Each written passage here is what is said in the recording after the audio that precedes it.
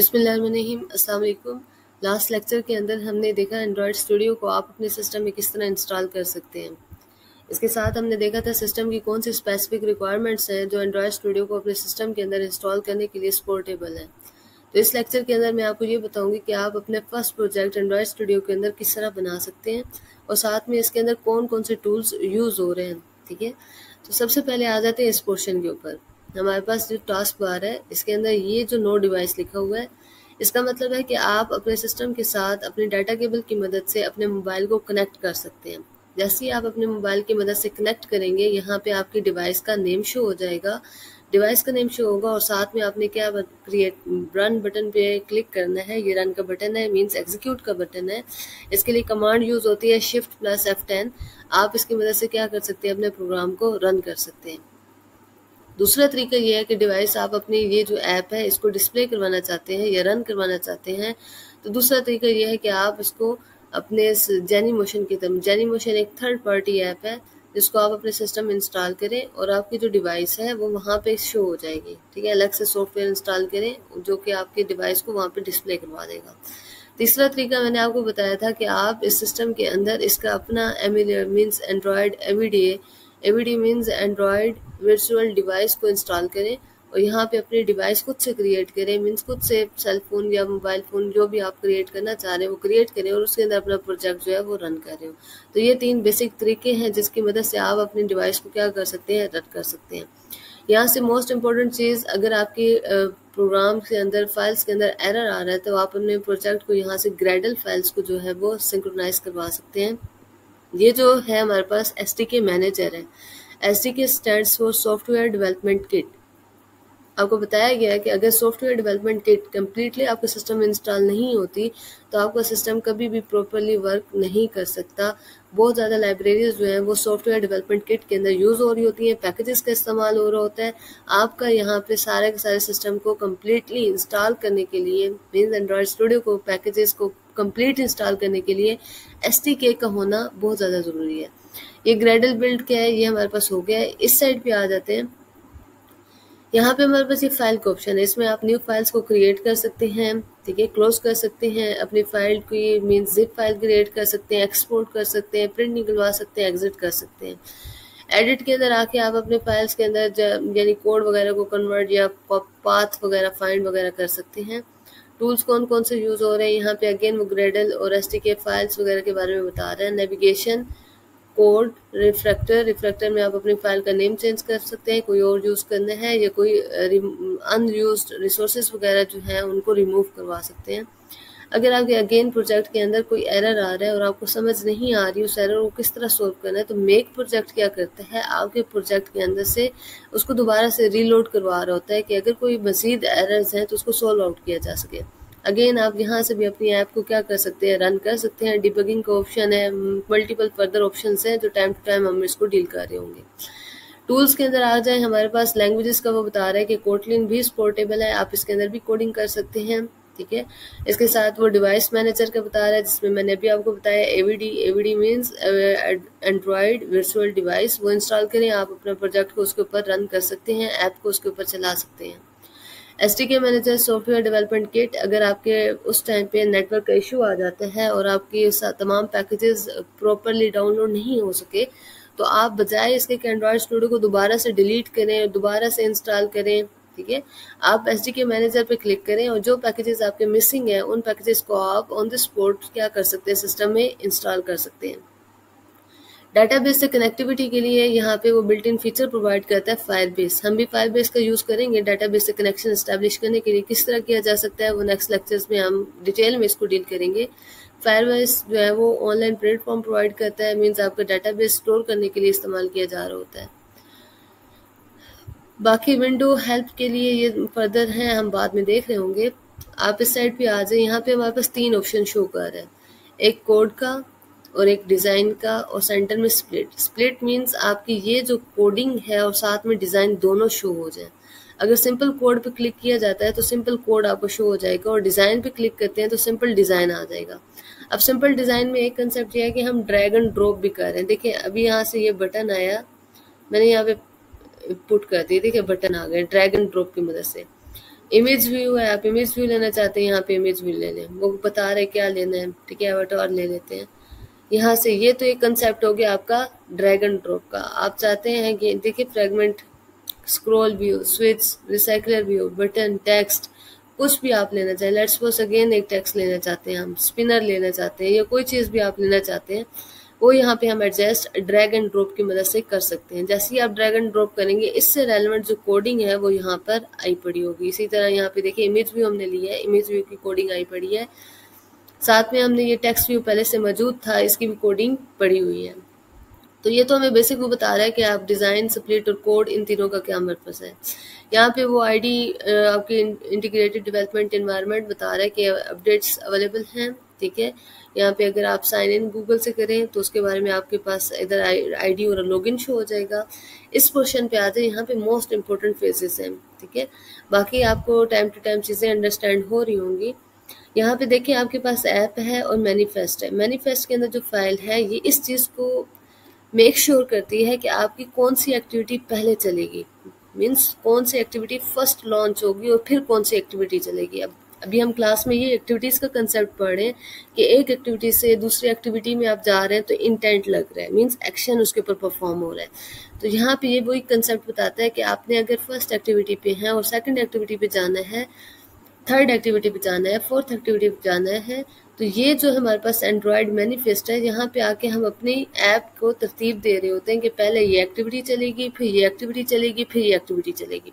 आगे जब हम इंटेंट से रेलेवेंट काम करेंगे और नेक्स्ट एक्टिविटीज क्रिएट करेंगे तो एंड्रॉयड मैनिफेस्ट में आके इसके कोड को समझेंगे। इसके अंदर दो तरह की लैंग्वेजेस का इस्तेमाल होता है। एक हमारे पास फ्रंट एंड को डील कर रही होती है, एक बैक एंड को डील कर रही होती है। फ्रंट एंड को डील करने के लिए हम जो लैंग्वेज यूज़ करते हैं उसको XML बोलते हैं। XML stands for extensible markable language. Front end के अंदर आपके पास टेक्स्ट आ जाए, इमेजेस आ जाए, बटन्स आ जाए, किसी भी किस्म का व्यू आप जो यूज़ कर रहे होते हैं, उन सबको सपोर्ट और मैनेज करने के लिए XML लैंग्वेज यूज़ की जाती है। इन अदर टर्म हम कह सकते हैं कि ये यूज़र इंटरफेस को मैनेज कर रही होती है, ये लेआउट को डिज़ाइन करती है यूज़र को दिखाने के लिए। इसको बैकएंड पे सपोर्ट करने के लिए जो लैंग्वेज यूज़ की जा रही होती है वो जावा की लैंग्वेज है। आप फर्दर लेक्चर्स में देखेंगे किस तरह हम फ्रंट एंड और बैक एंड के दरमियान एक लिंक क्रिएट करते हैं या एक ब्रिज क्रिएट करते हैं। ये दोनों एक्शन परफॉर्म कर रहे होते हैं, ठीक है। लास्ट लेक्चर में हमने देखा कि किस तरह हम ड्रैग एंड ड्रॉप के ज़रिए अपने कोई भी व्यू जो है वो लेआउट के ऊपर इम्प्लीमेंट कर सकते हैं। अब इसमें हम देखेंगे वन बाय वन आप किस तरह कोडिंग का मतलब क्या है और आप इसको वन बाय वन किस तरह खुद से कस्टमाइज कर सकते हैं। तो फर्स्ट ऑफ लाइन जो हमारे पास है वो हमारे पास वर्जन और कोडिंग का बताता है। ये आप जब भी प्रोग्राम क्रिएट करेंगे या प्रोजेक्ट क्रिएट करेंगे उसके अंदर इस लाइन का होना मस्ट है। अगर इस लाइन में ये लाइन मिसिंग होगी तो एरर क्रिएट होगा। सेकंड लाइन पे आ जाए, यहाँ पे हमारे पास लेआउट। लेआउट मीन्स इस एक्टिविटी को आपने किस तरह को अरेंज करना है। तो यहाँ पे हमारे पास तीन तरह की लेआउट होती है, एक रिलेटिव लेआउट, सेकंड नंबर पे लीनियर लेआउट और थर्ड नंबर पे कंस्ट्रेंट लेआउट। इन तीनों लेआउट में डिफरेंस देख लेते हैं। ये जो भी लेआउट ओपन हुई है हमारी बाय डिफ़ॉल्ट वो कंस्ट्रेंट लेआउट है। कंस्ट्रेंट लेआउट हमारे पास बहुत ज़्यादा फ्लेक्सिबल लेआउट होती है और परफॉर्मेंस को बहुत अच्छा डील कर रही होती है। जैसे यहाँ पे डिफरेंस देख लें, ये टेक्स्ट है, मैंने इसको दिखाया, इसको कहीं पे भी मैं मूव इजीली करवा सकती हूँ। मीन्स आप कंस्ट्रेंट लेआउट की मदद से ऑब्जेक्ट को अपने लेआउट के अंदर फ्रीली मूव करवा सकते हैं जहाँ पे भी आप रखना चाहेंगे। बटन है, मैं इसको यहाँ पे एडजस्ट कर देती हूँ, इमेज को यहाँ पे एडजस्ट कर देती हूँ। इट्स मीन आप कंस्ट्रेंट लेआउट की मदद से अपने ऑब्जेक्ट्स को, अपने आइकन्स को, अपने व्यूज़ को अपने लेआउट के ऊपर फ्रीली मूव करवा सकते हैं। इसके अंदर कोई रिस्ट्रिक्शंस नहीं होती और ये बहुत ज़्यादा इजी टू अंडरस्टैंड लेआउट है, ठीक है। इसको मोस्टली जब आप बहुत ढेर लेआउट या बहुत ढेर प्रोजेक्ट बना रहे होते हैं, बहुत ढेर एक्टिविटीज़ का यूज़ कर रहे होते हैं, तो उस केस के अंदर आप कंस्ट्रेंट लेआउट को प्रेफर करते हैं क्योंकि ये इजीली आपको परफॉर्मेंस को इफेक्ट किए बगैर मैनेज की जा रही होती है। सेकंड नंबर पे जो लेआउट होती है वो है हमारे पास लीनियर लेआउट। देख लेते हैं, ये लीनियर लेआउट है, ठीक है। अब लीनियर लेआउट के अंदर थोड़ा सा डिफरेंस है। सबसे पहले लीनियर लेआउट में ओरिएंटेशन का यूज़ होता है। ओरिएंटेशन क्या है हमारे पास, ये दो तरह की होती है, या वो वर्टिकल डील कर रही होगी या वो हॉरिजॉन्टल। हम वर्टिकल कर लेते हैं। देखिए वर्टिकल की है वो साइड एक लाइन और एक सीक्वेंस में आ रही है, ठीक है। और इस जिसकी तरह हमने कंस्ट्रेंट लेआउट में ये बात की कि वो फ्रीली मूव कर रहे होते हैं, लीनियर लेआउट फ्रीली मूव नहीं कर रहा होता। इसको अगर आपने मूव करवाना है तो आपको इसके कोडिंग के अंदर जाके इसको क्या करना पड़ेगा, चेंज करना पड़ेगा। जिस तरह मैं चाहती हूँ बटन और इमेज व्यू के दरमियान डिस्टेंस आ जाए, तो मुझे मार्जिन टॉप देना पड़ेगा। मार्जिन टॉप देना पड़ेगा, लेट्स सपोज मैं 56 dp का दे देती हूँ। देखिए डिस्टेंस आ गया। या मैं इसको दे देती हूँ 96 dp, मजीद डिस्टेंस आ गया। बटन में और इसके दरमियान डिस्टेंस चाहती हूँ, या आप थोड़ा सा सेंटर में लेकर आ जाए, तो मार्जिन स्टार्ट करते हैं 78 dp कर लेते हैं। देखिए डिस्टेंस आ गया। ठीक है, इसी तरह अगर आप इसके इन टेक्स्ट और बटन के दरमियान डिस्टेंस चाहते हैं तो मार्जिन टॉप कर लें। देखिए इसको भी 96 dp कर देते हैं। ये जी देखिए कुछ इस तरह का डिस्टेंस है। टेक्स्ट व्यू में भी डिस्टेंस ले आते हैं मार्जिन टॉप करके। मार्जिन टॉप कह देते हैं 20 dp। तो बताने का मकसद ये है कि आपकी जो कंस्ट्रेंट लेआउट है उसके अंदर आपके ऑब्जेक्ट्स फ्रीली मूव कर रहे होते हैं अपॉन योर लेआउट, लेकिन आपकी लीनियर लेआउट के अंदर ऑब्जेक्ट्स जो है वो फ्रीली मूव नहीं कर रहे होते। इसमें स्टेप नंबर 1 के अंदर आपको उसकी ओरिएंटेशन बतानी पड़ती है, और स्टेप नंबर 2 के अंदर आपने उसकी कोडिंग के अंदर जाकर चेंजिंग करनी होती है, कस्टमाइजिंग। थर्ड लेआउट जो है वो हमारे पास है रिलेटिव लेआउट। लिख लेते हैं रिलेटिव लेआउट। ये आ गई रिलेटिव लेआउट। रिलेटिव लेआउट के अंदर ओरिएंटेशन यूज नहीं हो रही होती, हम इसको कैंसिल कर देते हैं। ठीक है, अब देखिए रिलेटिव लेआउट के अंदर क्या हो रहा होता है। रिलेटिव लेआउट के अंदर पेरेंट और चाइल्ड का रिलेशनशिप होता है, जिसके अंदर आप एक पेरेंट क्लास बना लेते हैं, उसी की सपोर्ट पे आप बाकी चाइल्ड क्लासेस को डील कर रहे होते हैं। ठीक है, जैसे यहाँ पे पहला कंसेप्ट तो हम जिस तरह हमने कंस्ट्रेंट में देखा वहां पे फ्रीली मूव हो रहा है, तो क्या इसमें फ्रीली मूव हो सकता है? नहीं, बिल्कुल नहीं, इसमें भी फ्रीली मूव नहीं हो रहा। इसमें पेरेंट चाइल्ड का रिलेशनशिप है। लेट्स सपोज ये मेरे पास टेक्स्ट व्यू है। टेक्स्ट व्यू की जो आईडी है वो मेरे पास क्या है, टेक्स्ट व्यू ही है। बटन ले लेते हैं। बटन की इमेज है, इमेज व्यू की भी आईडी है और बटन की भी आईडी है। मैं इसको बटन के बॉटम को कनेक्ट कर देती हूँ इमेज से। अब इसको कहीं से भी मूव करवा लूँ, ये यहाँ पे आ जाएगा। क्यों? क्योंकि ये जो मेरी बटन है इसकी आईडी को मैंने इसकी आईडी के साथ लिंक करवाया। मीन्स ये मेरे पास अब पेरेंट क्लास बन गई और ये चाइल्ड क्लास बन गई। बिल्कुल इसी तरह मैं इसको चाहती हूँ यहाँ से डिस्टेंस क्रिएट करना। अब मैं इसको कहीं पे भी क्रिएट कर सकती हूँ, कहीं पे भी मैनेज कर रही होती हूँ। कैंसिल करते हैं। आपकी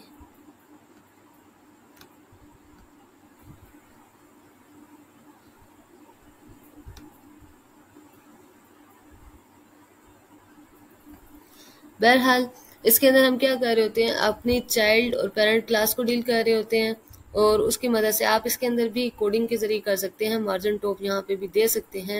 लेट्स सपोज मैं 120 कह देती हूँ, 210 कह देती हूँ। अब यहाँ से भी इसको मैनेज कर रहे होते हैं। इमेज व्यू ले लेते हैं। इमेज व्यू को भी आप यहीं से कर लें, 196 कर लें, तो देखिए ये यहाँ से मैनेजेबल हो रहा होता है। हम कंट्रोल जी करते हैं। तो रिलेटिव लेआउट हो गया, लीनियर लेआउट हो गया। इन तीनों के अंदर डिफरेंस ये है कि लीनियर लेआउट के अंदर आप ओरिएंटेशन का यूज करते हैं, जो कि वर्टिकल, हॉरिजॉन्टल या फिर आपकी हो सकती है वर्टिकल और हॉरिजॉन्टल, दो ही हो सकती हैं। रिलेटिव लेआउट के अंदर आपके पेरेंट्स और चाइल्ड का रिलेशनशिप होता है, जिसके अंदर आप अपने जो कंटेंट है उसको मैनेज कर रहे होते हैं, और कंस्ट्रेंट लेआउट के अंदर आपके ऑब्जेक्ट्स फ्रीली मूव कर रहे होते हैं। और इन तीनों में सबसे ज़्यादा प्रेफरेबल जो लेआउट कंसिडर की जा रही होती है वो कंस्ट्रेंट लेआउट है, क्योंकि जब आप अपने प्रोजेक्ट्स या लेआउट को मल्टीपल या लॉन्ग प्रोजेक्ट्स बनाने के लिए, लेंथी प्रोजेक्ट्स बनाने के लिए डील कर रहे होते हैं, जिसके अंदर लेआउट बहुत ज़्यादा यूज़ हो रही होती हैं, उस केस के अंदर आपके पास डिफिकल्टी आ जाती है इसकी परफॉर्मेंस को डील करने के लिए। तो कंस्ट्रेंट लेआउट क्या करता है, बहुत ज़्यादा फ्लेक्सिबल है, easy to move objects in front of your layout है। तो वहाँ पे आपके पास ये अच्छा प्रेफर की जाती है कि आप कंस्ट्रेंट लेआउट यूज़ करें बजाय आप रिलेटिव या फिर लीनियर को यूज़ करें, क्योंकि जब आपकी लेआउट या लेंथ है प्रोजेक्ट की इंक्रीज होती है, तो ये दोनों जो लेआउट होती हैं ये प्रॉपर परफॉर्मेंस को मैनेज नहीं कर पाती।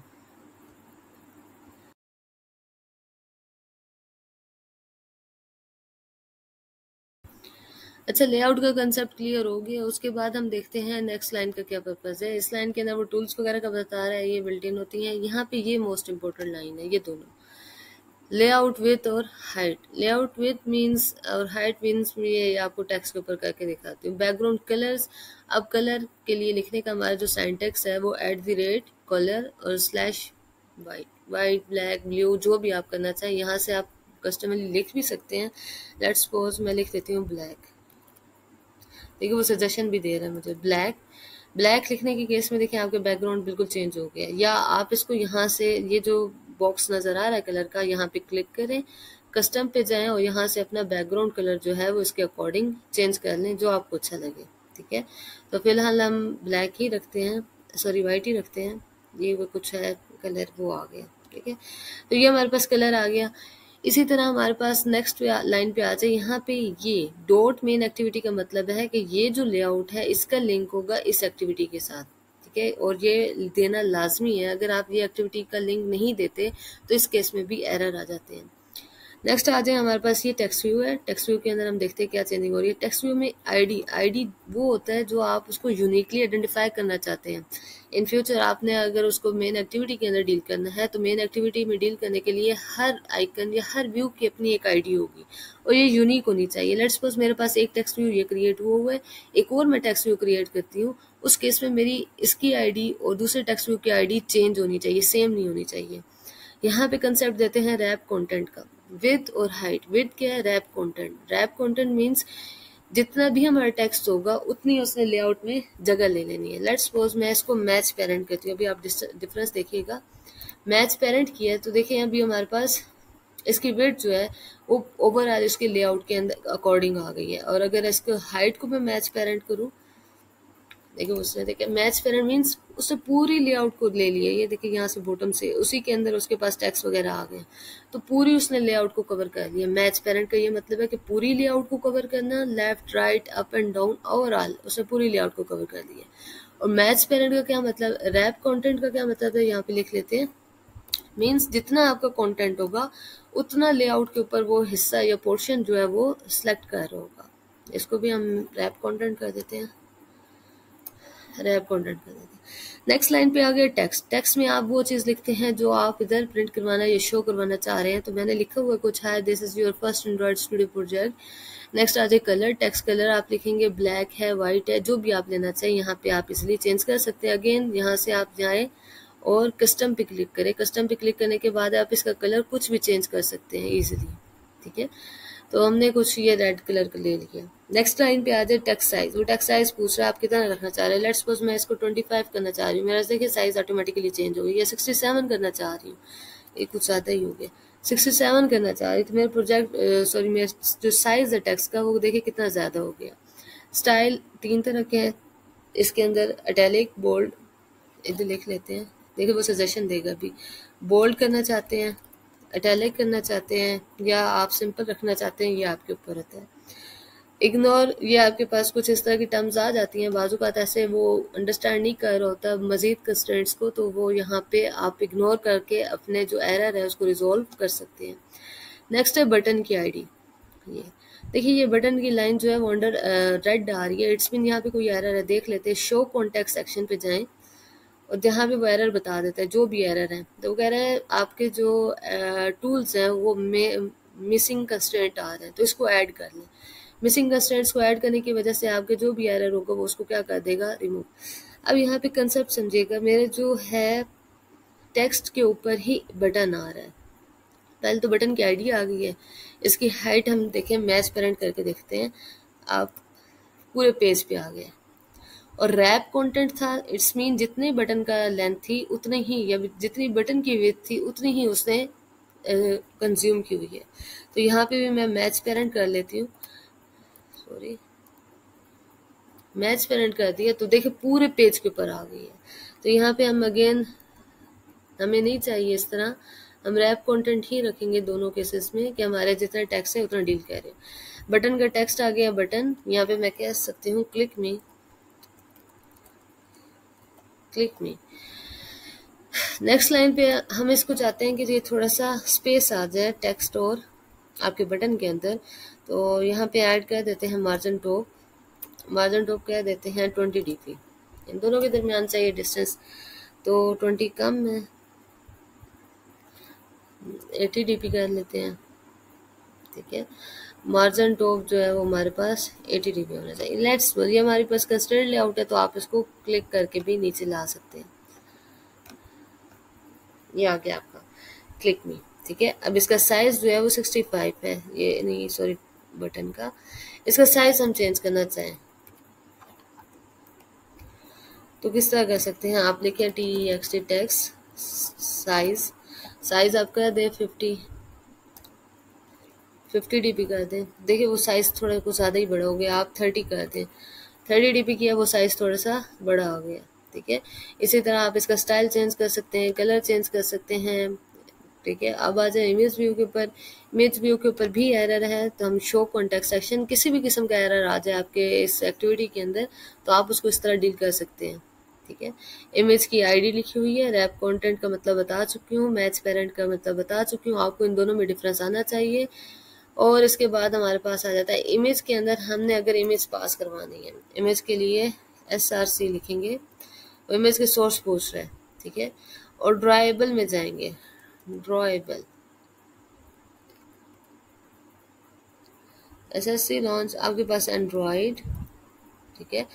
यहाँ पे कलर वगैरह वो कुछ पूछ रहा है। जब हम इमेज के ऊपर प्रॉपर एक करेंगे काम, तो अब इसको देख रहे होंगे कि किस तरह आप इमेजेस वगैरह ऐड कर सकते हैं। तो बहरहाल यहाँ तक हमारा ये कंसेप्ट था कि हम एक्टिविटी के अंदर फ्रंट एंड के अंदर हम किस तरह डील कर रहे हैं। आप इसके अंदर मल्टीपल ये बटन है, और बटन क्रिएट करना चाहते हैं, इस बटन को करें कॉपी और इसी के आगे ही पेस्ट कर दें। देखिए पेस्ट करेंगे, हमारे पास तो एक और बटन आ जाएगा। देखिए यहाँ पे आईडी का कंसेप्ट देखिए, मैंने कहा था आईडी दोनों बटनों की सेम नहीं होनी चाहिए, इसलिए इसको मैं अब बटन 1 करूँगी, तो ये हमारे पास जो एरर है वो कैंसिल आउट हो जाएगा और 2 बटन आ गए होंगे। देखिए 2 बटन आ गए। इसी तरह इमेज व्यू, टेक्स्ट व्यू, जो भी आप चेंज करना चाहते हैं। अगर आप मज़ीद कोई व्यू लेना चाहते हैं, जैसे ये फ्रैगमेंट है, रिसाइकलर व्यू है, इमेज व्यू, बटन है, स्विच है, आप यहाँ से ले सकते हैं और ड्रैग एंड ड्रॉप भी कर सकते हैं और कोडिंग के ऊपर भी आ सकते हैं। नेक्स्ट लेक्चर के अंदर मैं आपको ये बताऊँगी कि आप इनका बैकएंड के साथ लिंक किस तरह एक्टिवेट करवा सकते हैं। थैंक्स।